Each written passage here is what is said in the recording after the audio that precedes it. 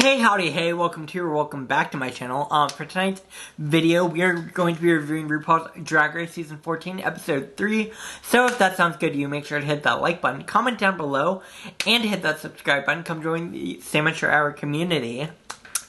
And without further ado, let's get this video started.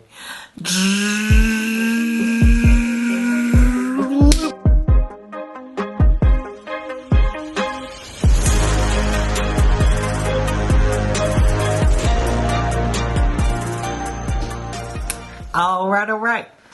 So for today's video, I am reviewing episode 3. This was the Pair of Balls challenge, where the queens had to do a ball. So of course they all had to present 3 looks on the runway.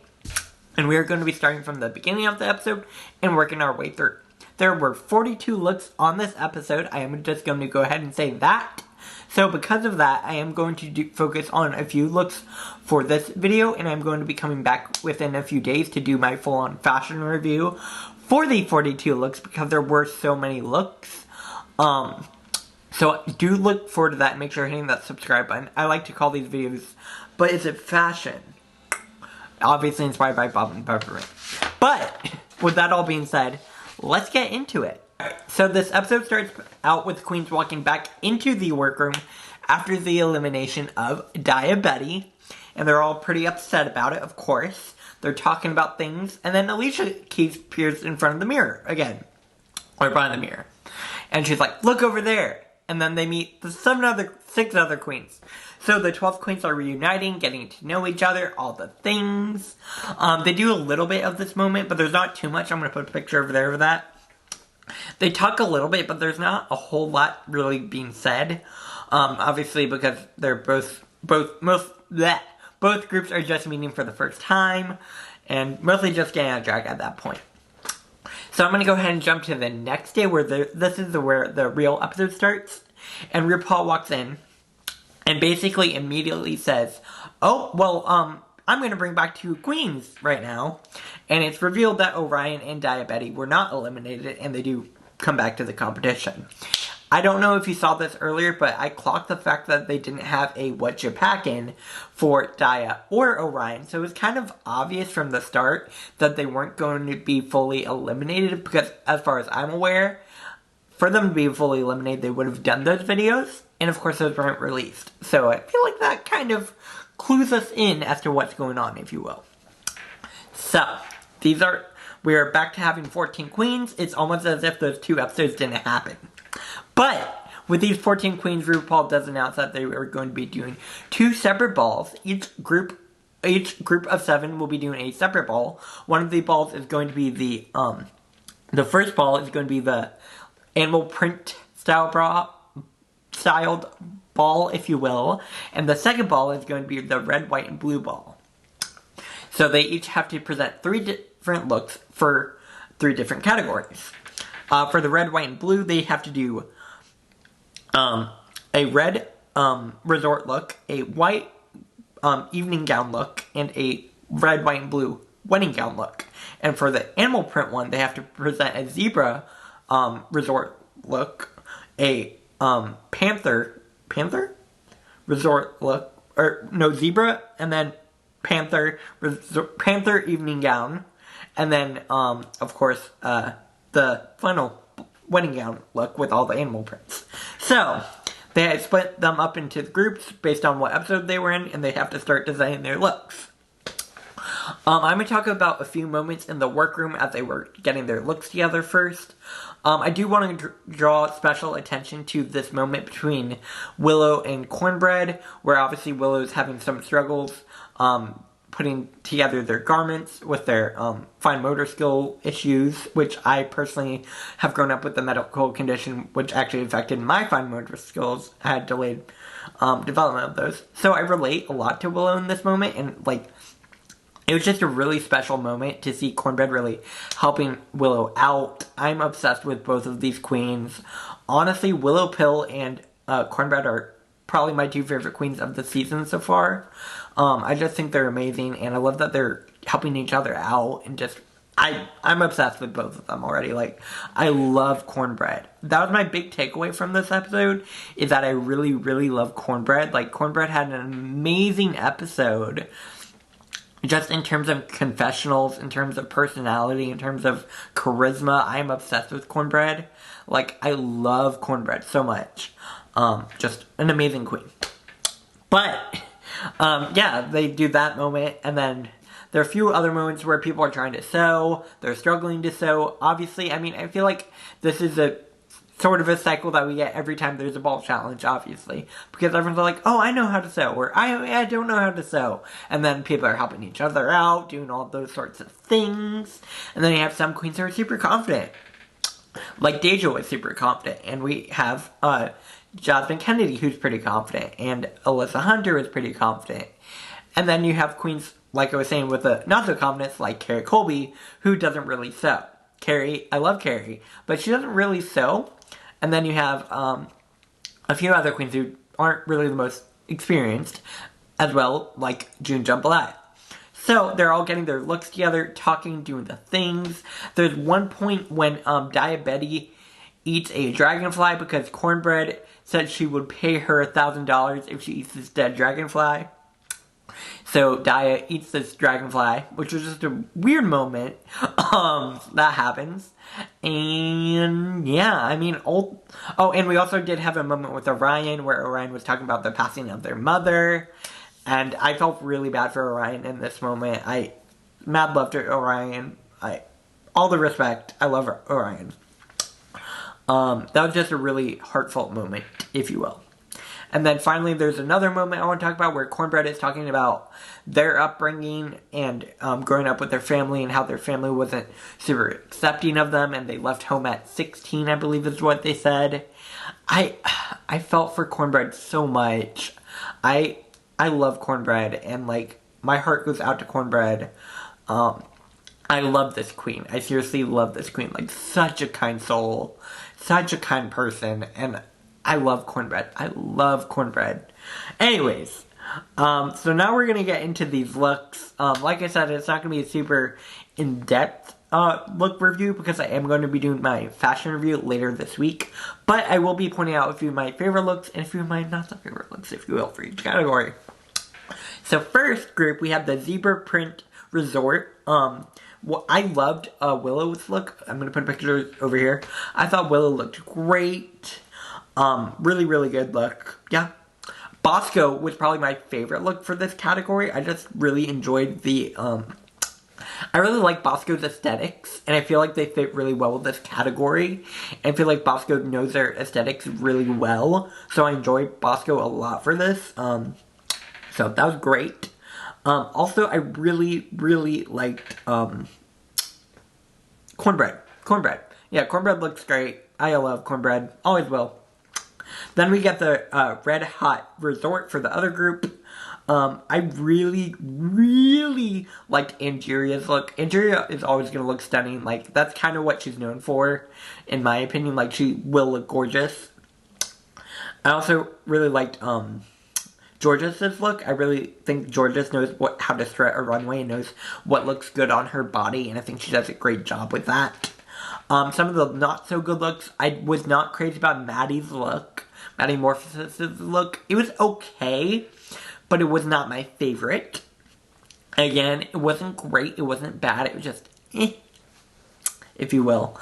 But that was a Red Hot Resort and the Zebra Print Resort looks. And now we're going to get into the evening gown category and be starting out with the leopard print evening gown.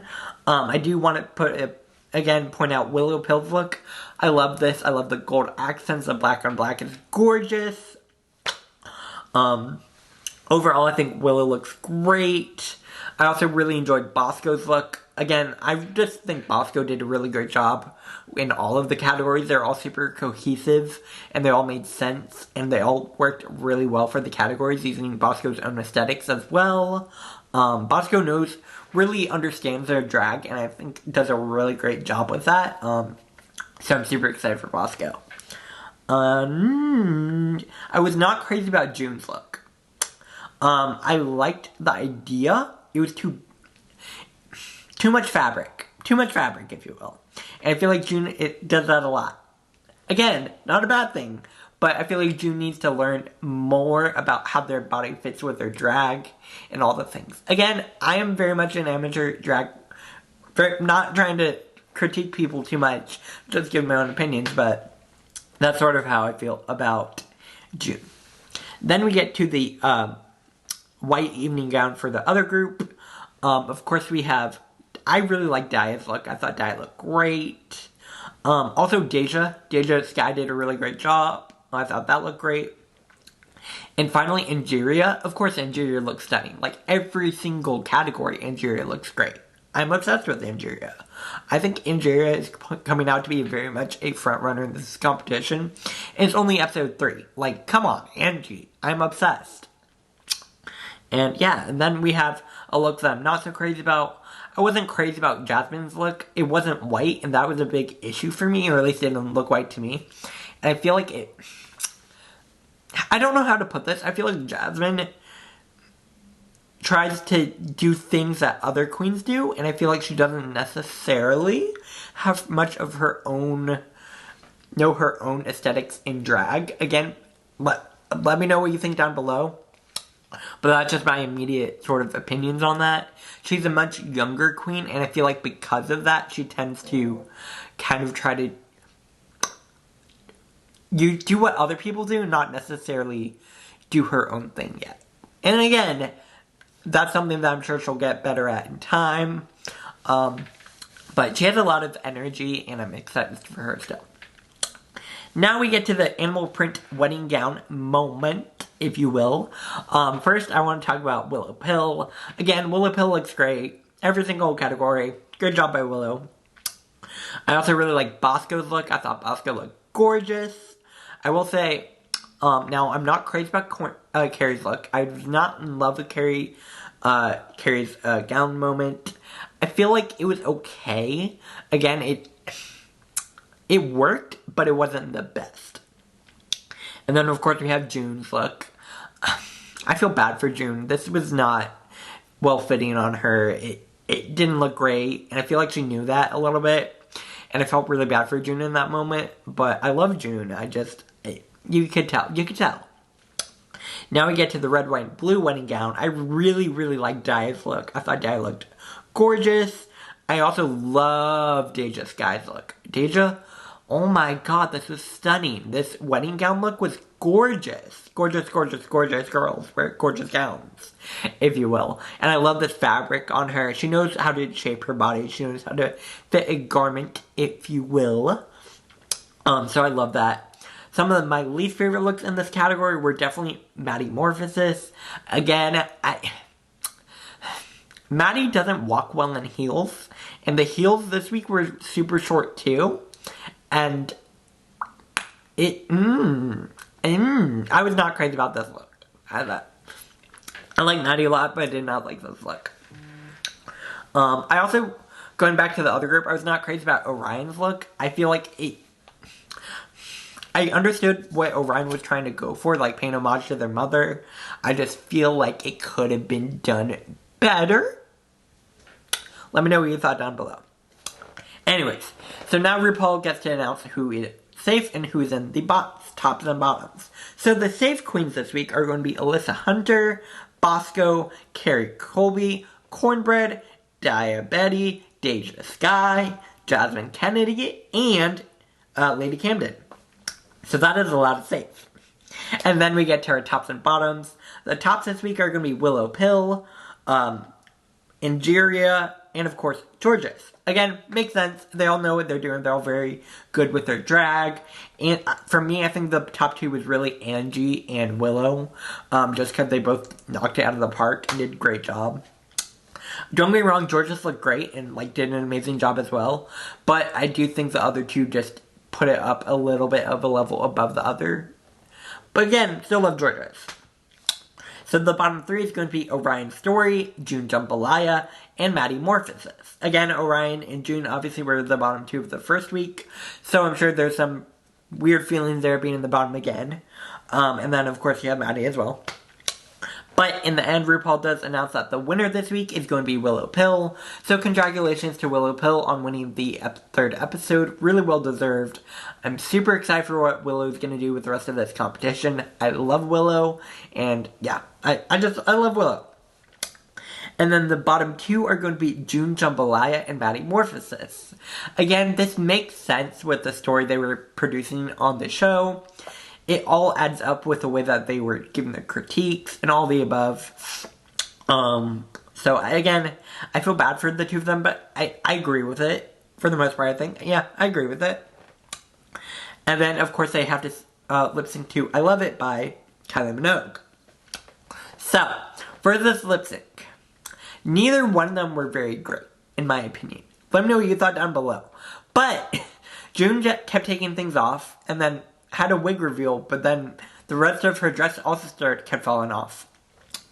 And then I feel like Maddie didn't necessarily move around a whole lot, and I feel like Maddie also didn't necessarily know all the words. Being honest.